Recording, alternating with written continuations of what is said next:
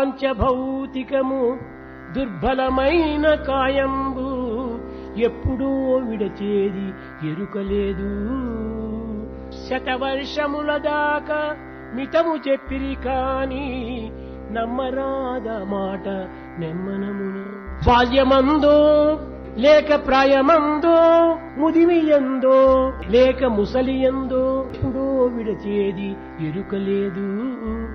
మరణమే నిశ్చయము ధీమంతుడైన దేహమున్నంతలో తాను తెలియవలయు.